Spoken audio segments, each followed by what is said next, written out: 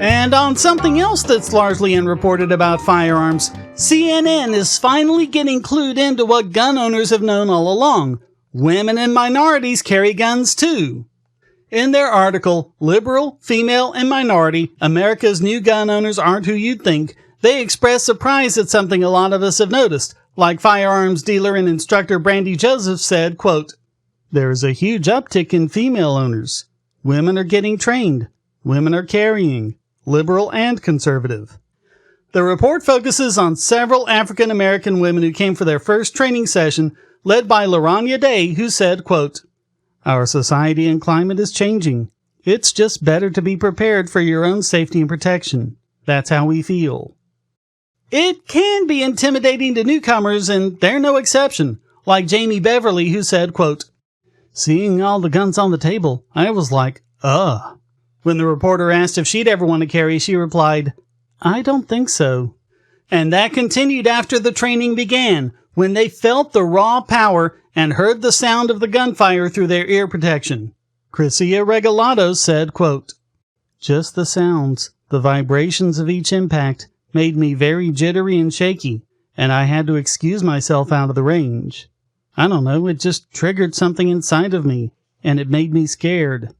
You know what? That's actually kind of good. Guns are powerful and potentially dangerous, which is why there's such a huge culture of safety among gun owners. But when safety rules are learned and followed, guns can be the safest item you own. You lose the fear over guns, but you don't lose the respect you have for them and what they're capable of doing.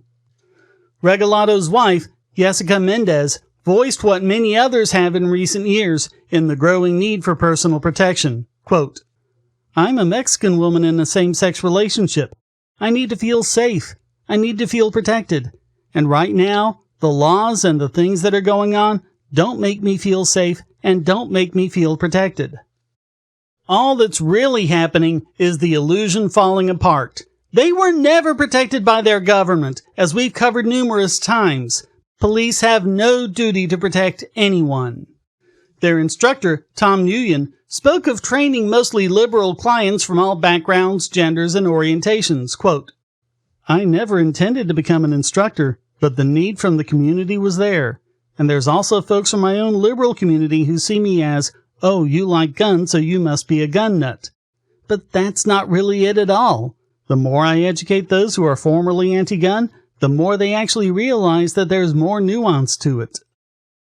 They were surprised at the open reception they've received. Mendez said, quote, "It's mostly all men, mostly all white men, older men like 70s, 80s, seeing people looking at us and kind of just staring. It always makes us more uncomfortable because we're like, oh my God, are they going to come and tell us, like, get out of here, you don't belong here? But instead, quote, they're like, hey, you're doing well, but can I show you something that might help you more?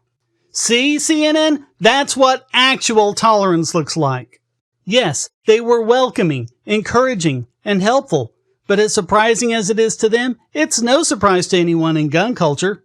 In fact, one gun rights group, the Pink Pistols, focuses on LGBTQ gun owners.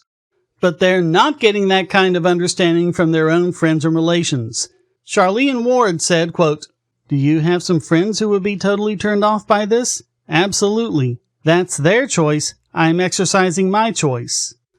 And Mendez said of her friends, quote, "They're not really open to understanding. I definitely am more closeted being a gun owner for fear of retaliation." She added she's a lot more comfortable talking about her same-sex relationship with her friends than her being a gun owner. Of course, because the same-sex relationship is something they can virtue signal about. Sadly, Mendez said, quote, "But at the end of the day, I have to choose. Am I going to choose guns, or am I going to choose my relationship? And I will always choose my relationship, but it's just like a shame that we can't come together and feel safe." That is a shame. It's a crying shame. But maybe if this trend continues, it won't be that way for long. In 2021, 90% of retailers reported a surge in gun sales to African Americans. and 80% reported an increase in sales to Hispanic and Asian Americans. According to data from Harvard, more than half of new gun owners are likely to be women. Jonathan Solomon's Redstone Firearms is described by CNN as one of the country's few black-owned gun shops. But of course, they're not quite as rare as CNN points out. Just take a look around the country, especially in predominantly black areas in states with permissive gun laws. Of his clientele, Solomon said, quote, "It's not just one demographic. It's not just one ethnic group. There's not just one level of income. It's a wide variety of folks who come in here now." Unfortunately, since California isn't that permissive, he instructs his clients to keep up with rapidly changing laws and regulations. Quote, "It's a consistent education when it comes to gun laws, especially in California.